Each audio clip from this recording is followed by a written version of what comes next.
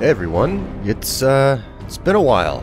Fallout 3, right? So it's been about 6 months since my Fallout 3 play ended, and there are a lot of new faces on the channel, a lot of you who have only joined me fairly recently, and I figure I should probably address you guys first. Over the course of 2013, I played through pretty much the entirety of Fallout 3. I hit as many nails and, you know, I searched as many valleys and I climbed to the top of as many mountains as possible in the course of the series.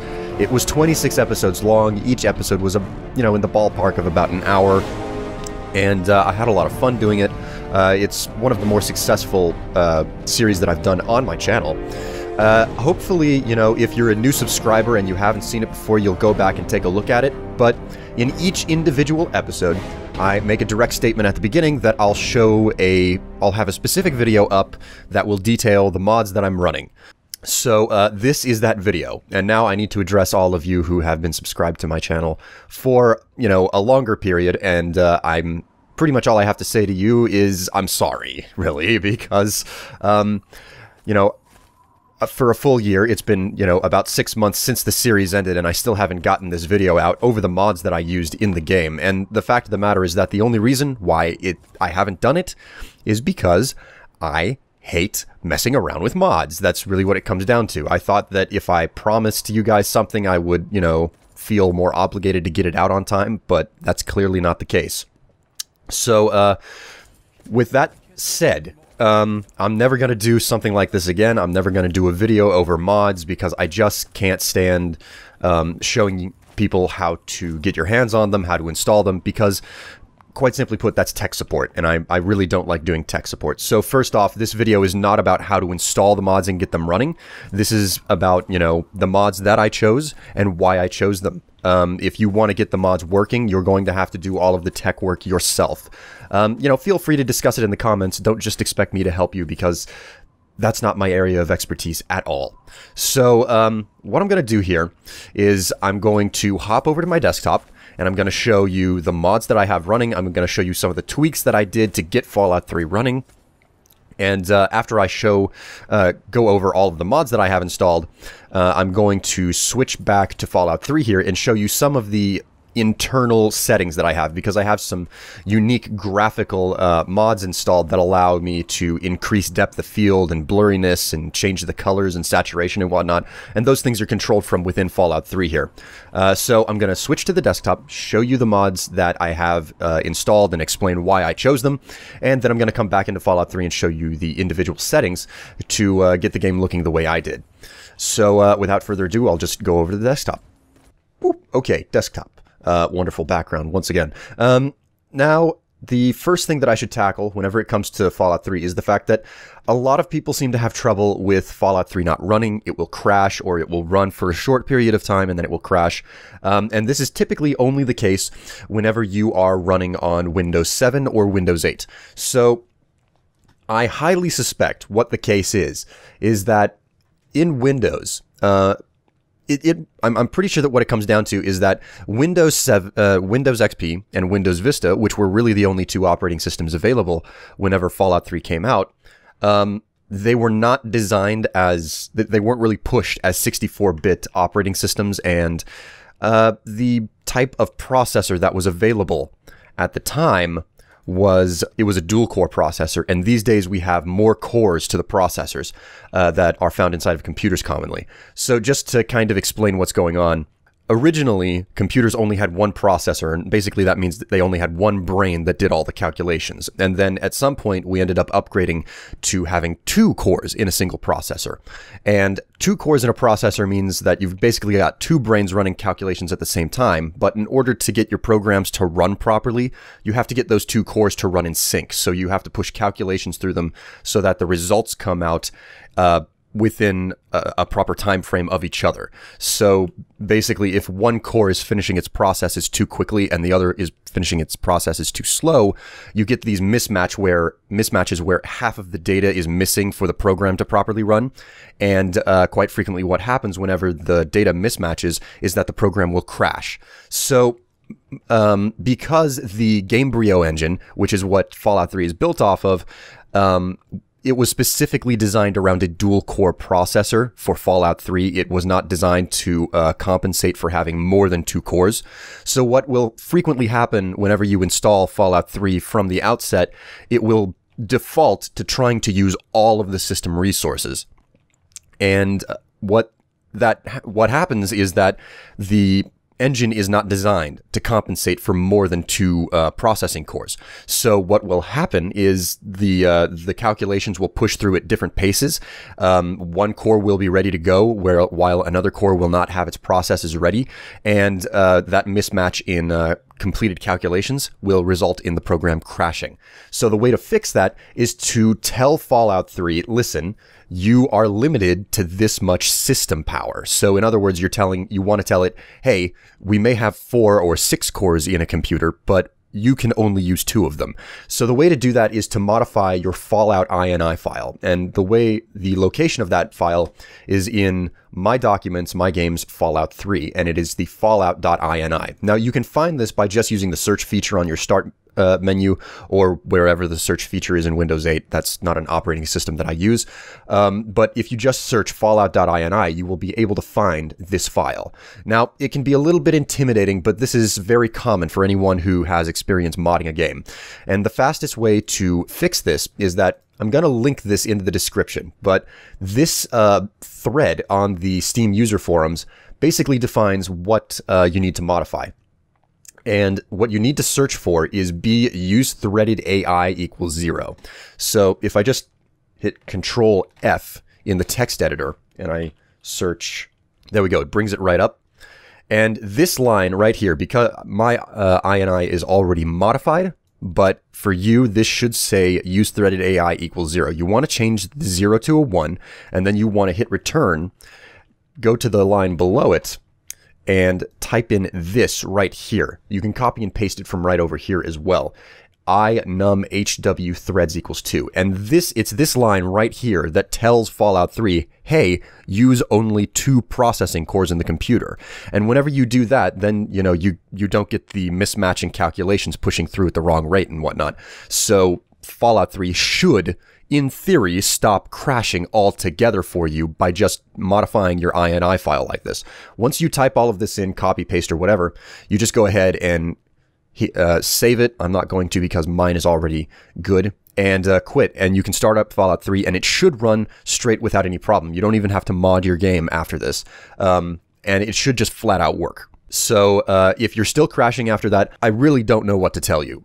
You can change the this line right here, INUMHW threads equals 2, as the poster Stupid Monkey says here. Stupid Monkey. You can change it to threads equals 1, which will limit the game to 1 core, but for the most part, that shouldn't really be necessary. So that's the primary thing that you can do to get, Fallout 3 stable and not crashing anymore. So with all of that covered, the next step is to start talking about the various mods that I have installed. The first mod that I'm going to cover is the Unofficial Fallout 3 patch. This is something that I always search for, especially when it comes to Bethesda games, because Bethesda games they're enormous, they stretch, they reach far, there's just so much to Bethesda games. There are so many systems that are basically interacting with each other. There are so many bugs that can pop up or kind of inaccuracies that the developers are just never really going to get around to fix. So the Unofficial Fallout 3 patch is something that, makes a decided effort to fix that. Fix things that the developers never really got around to or didn't fix. Now, for the most part, there's nothing really big or game-breaking left in Fallout 3, but just the same, if there's any sort of a bug left over, it's probably going to get fixed by the Unofficial Fallout 3 patch. Now, something important to note is that the Unofficial Fallout 3 patch that I used right here was last updated in 2009, and this version is segmented. It comes, there's only one file to download, but it comes in 6 different packs that you can turn on and off inside of the Nexus Mod Manager. This is something very, very critical that you want to be using to get your mods running with very little effort. So I'm gonna load up Fallout 3 here, and while that loads up, I'm gonna pop over here, And as you can see, right up at the top of the Nexus, nexusmods.com, you can install the Nexus Mod Manager, and it's currently on version 0.49.6. I'm running an outdated version. I'm running 0.45.6, and that's because, you know, it was about a year and a half ago whenever I downloaded the Mod Manager to modify Fallout 3, and I haven't really modified any other game since. But whenever you install the unofficial Fallout 3 patch, at least the one that I have, I'll get to the fact that there's a newer one out. There are 6 different modules to it. There's the base one for the standard game, and then there's individual patches for each of the expansion packs. Operation Anchorage, The Pit, Broken Steel, Point Lookout, and Mothership Zeta. So for me, it was important to have a version that, you know, was segmented, because I didn't have any of the during the entire gameplay, I didn't have any of the DLC activated. I just had the standard game activated. Now, the unofficial Fallout 3 patch has since been replaced. This original one that's from 2009 has been replaced by this one that was released in actually the 30th of April, just a couple of days ago, 2014. And this patches a lot of other things. Now, there really weren't too many major game-breaking bugs left over. It does fix a couple of them, but it fixes a lot of, you know, text issues. Like right here, it points out, you can see that this is a heavily modded screenshot that they've got.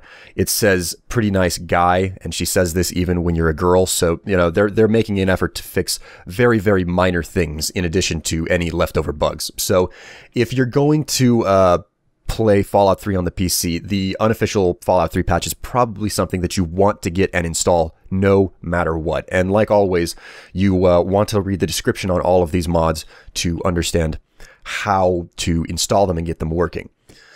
So that's the deal with plugin, the unofficial Fallout 3 patch. Now, the other thing that I have in the Nexus Mod Manager is over here, the mods that I have activated. This is the full list.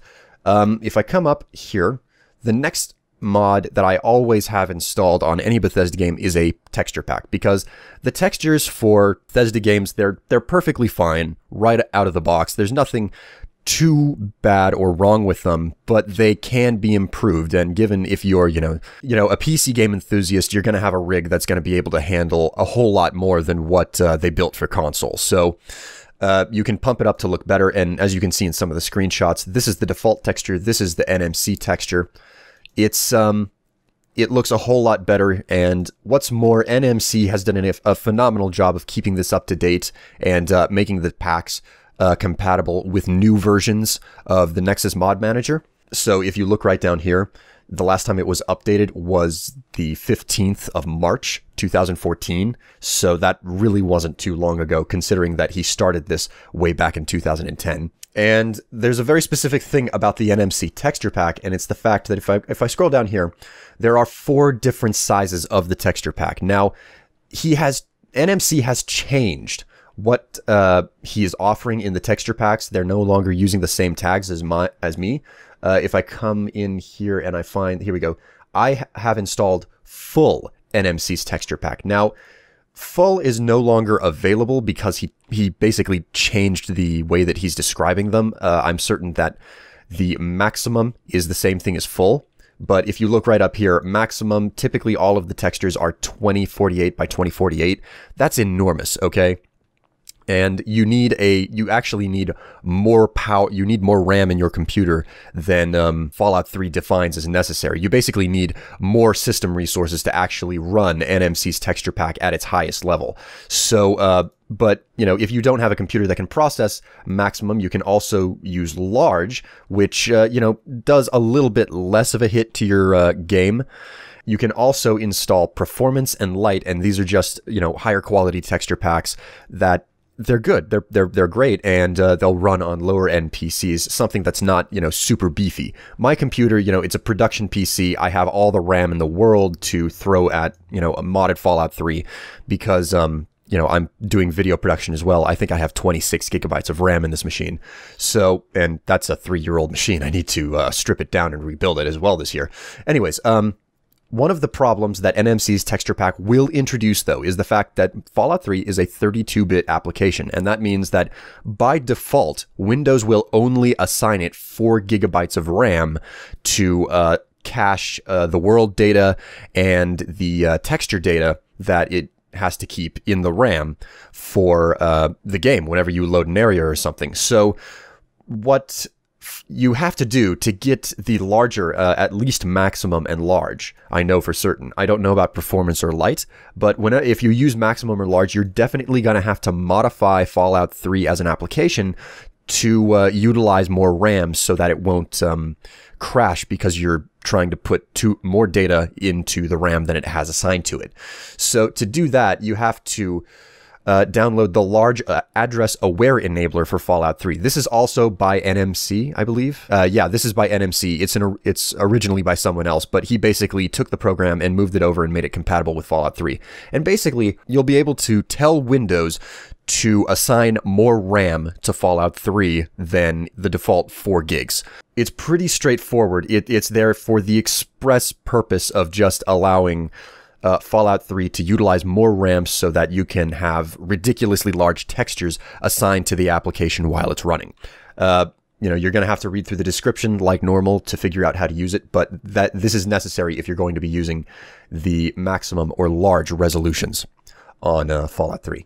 Next up is the high-res weapons version 3. This is actually a very old mod, and for that matter, it doesn't cover any of the DLC, but whenever I went about figuring out what mods to apply to Fallout 3, I basically had 2 rules. 1, I want to make the game look better, but 2, I don't want to change the way that the game plays. So basically, everything that I have installed just makes the game look better. So one of the big problems with NMC's Texture Pack is that whenever you install these fantastic high-resolution textures and, you know, the world starts to look better, you have this issue of the characters and the items that are sitting around in the world all of a sudden looking a whole lot worse for the simple reason that they are now on this backdrop of, you know, the world having high-res textures. So I went around and I looked for textures to change the quality of the weapons, and as you can see, this does a pretty good job of adding additional detail to the weapons in Fallout 3. Like right here on Lincoln's repeater, you can see it's really fuzzy. Here it's got a lot more detail in it. There are a lot more scratches and detail on the combat shotgun here. So I grabbed this for the express purpose of improving the look of the weapons in the world, even though it doesn't cover everything. Now, even though this is an old mod, it works pretty well. I think that there's nothing too complicated. You just load it up and you apply it through the Fallout 3, the Nexus Mod Manager. So that's that. Next up is Fallout 3 Redesigned. As I was saying about, you know, the items looking bad against, you know, if your world is high textured, your items look worse, so you want to high res texture your items. You also want to improve the look of the people who are running around in the world. So here we've got, you know, Fallout 3 Redesigned, which was formerly Project Beauty, and basically all this does is it tries to smooth out the character models and give them more character, make them look a little bit less bland. The pictures really don't want to load, but as you can see, there's a lot more detail in the characters. There's more grit on their faces, and if you actually look, you know, the face is very, very detailed in comparison to the body because the body is still vanilla. So that's the situation. There should be full instructions on how to install this through the mod manager. Ooh, hey, it loaded. See the difference? This is the old version. This is the original, and this is what she looks like now, Scribe Yearling, who's found in the Arlington Library. So, absolutely worth installing. Not really going to cover any more details on this. And the next step is to cover the MTUI. This is a mod that I really, really like for the fact that it is what replaces all of the dialogue boxes and speech options. These are kind of large. They're designed to be visible on a standard definition television screen, but they're replaced with, you know, these larger dialogue boxes. They kind of give that metal texture to the background. Just basically makes it more computer friendly because you're sitting closer to your computer screen. You can see smaller text more clearly. You can fit more dialogue options onto the screen. So really absolutely useful, absolutely fantastic. MTUI, which basically modifies your Pip-Boy screen and the screens that you see whenever you talk to NPCs. Now we are up to the last 3 mods that I have installed, and these are really some of my favorite mods that are basically completely useless in a functional way, but they're fantastic in like a graphical improvement way. The 3 mods are Dynavision, Cinematech, and the Imaginator. And what these basically do is they give you a variety of options to improve the visual quality of Fallout 3. And these are the mods that I'm going to have to jump back into Fallout 3 to show you the settings that I have on them. So first up is Dynavision, and this adds dynamic depth of field.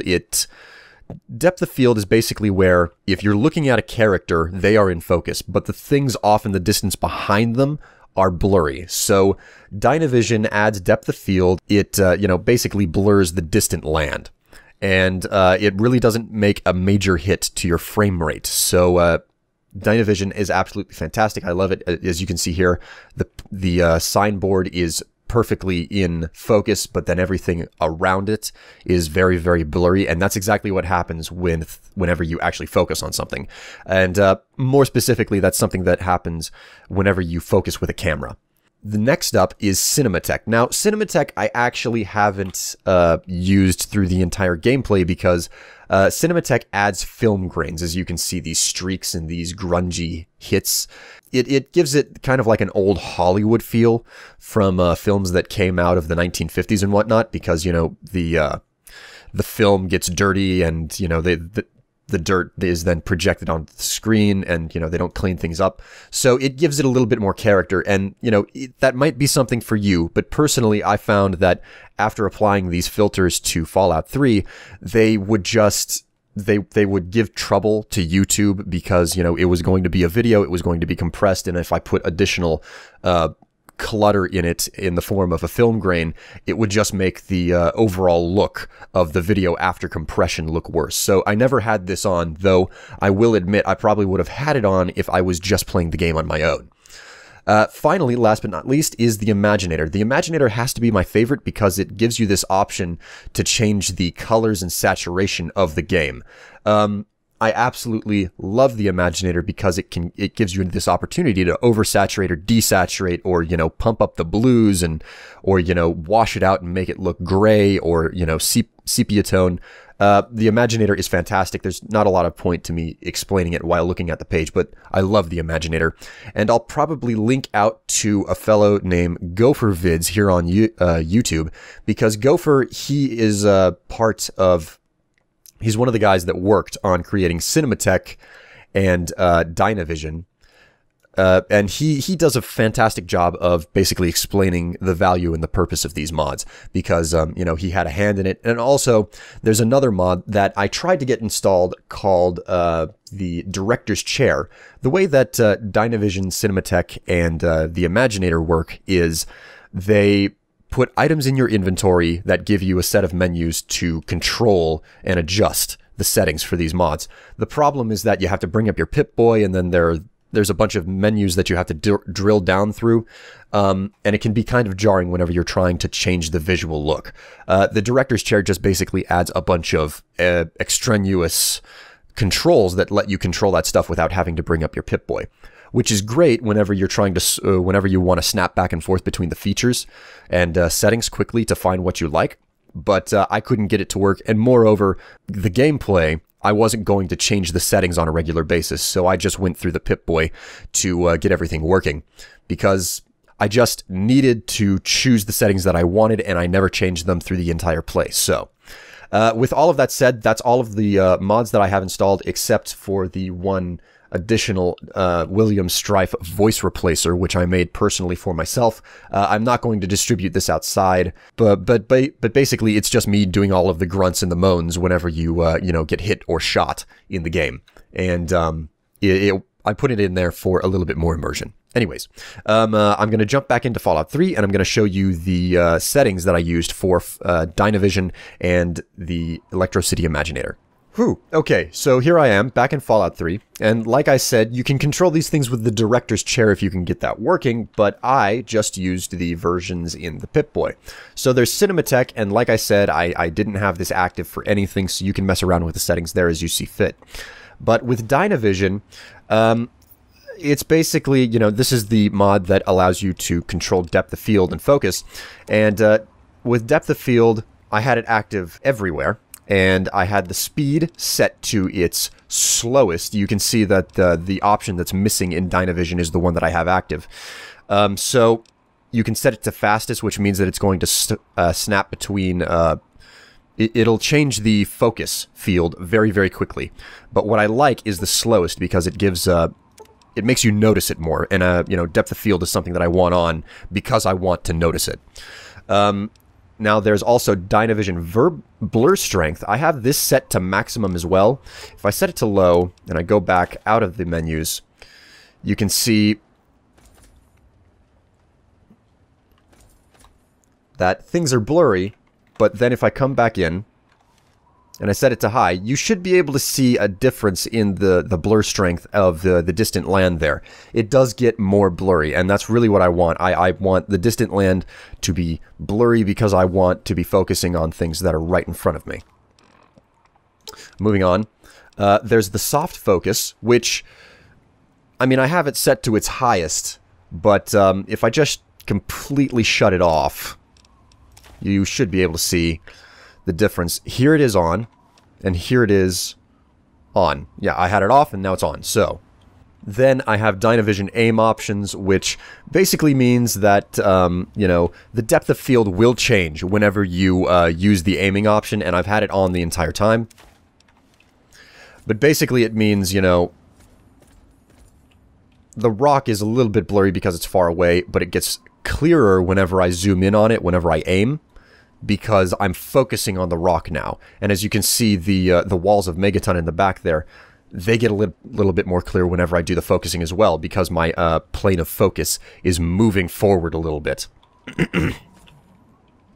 Now, the other thing to cover is the Electrocity Imaginator. This is my favorite of the mods, because it allows you to really control the brightness, the contrast, and the saturation values. So if I come in here to really most of what it's where this mod is at is the Hollywood preset styles 1 and 2. Now I have personally chosen preset number 1 under 01 presets, which I believe I just switch.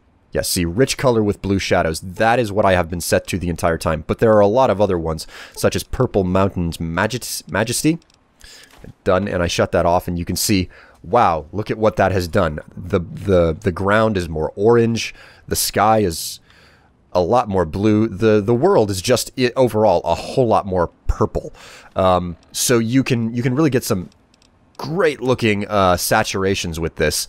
I can switch it to ultra cool blue as well, and it gives everything more of a bluish tint, and it just changes the colors overall in an enormous way. But personally, I found that preset 1, rich color with blue shadows, was great. And there are more that you can play around with as well. War Never Changes, nice overall enhancement, full green security cam. This down here, number 8, pure unadulterated white for adjustments, quite literally just removes everything so that you can get proper color adjustments. And then, of course, there's something else down here. This is Cinematech film look enhancements. This is because it... the Imaginator works in combination with the other 2 mods, and Cinematech, it adds some really, really awesome things that you can do, but out of everything that I have here, this has to be my favorite. The heavy 70s overprocess with the blue with deep shadows or whatever.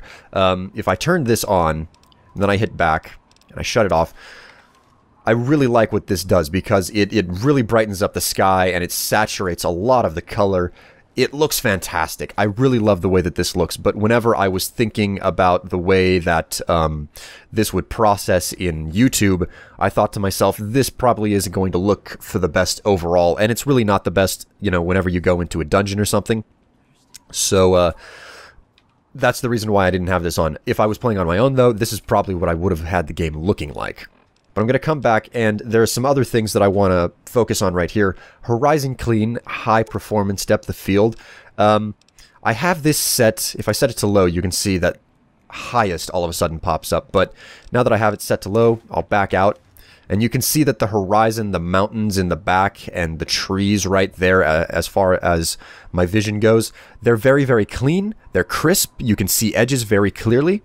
And then if I come back in and I turn on the DOF to Horizon Clean Highest and back out, you can see that it's gotten very, very blurry out in the distance, which is exactly what I want. The things further off do become blurry. So that's what that does. Fantastic. I love the way that it looks. And then there's also a focuser for speed, shutter speed, high blur. Yeah, that's what I've had it to. I've had it set to high blur the entire time. So I believe it is motion blur that I am adding in. I'm not entirely certain. I mean, it's been a while since I've gone over these mods. And then finally, there's the tinter, which, you know, you can add yellow, cyan, orange, red, blue, green, and you can reset it as well. It's useful. It's basically, it allows you to control all of these independently without having to use a preset, because you can make your own designs. But for the most part, you know, use the presets. You can control it independently and whatnot on your own, though. But that's pretty much everything for the presets that I use in Fallout 3. I hope that this was helpful for you guys. And, you know, outright, I want to apologize that it's taken me so long to get this video out. And once again, it's because I hate talking about, you know, mods and how to install them and manipulate them. I just like playing with mods. I don't like having to mess around putting them in, which is, you know, not to bring in, you know, a taboo that a lot of you don't like, but it's the reason why I love playing modded Minecraft. It's because I don't have to actually mess around with the mods. I just click a couple of buttons and it's installed and you go. But that's the reason why it's taken me so long to do this video over Fallout 3 and the mods that I have installed for it. It's because I just flat out hate talking about mods and how to install them and manipulate them.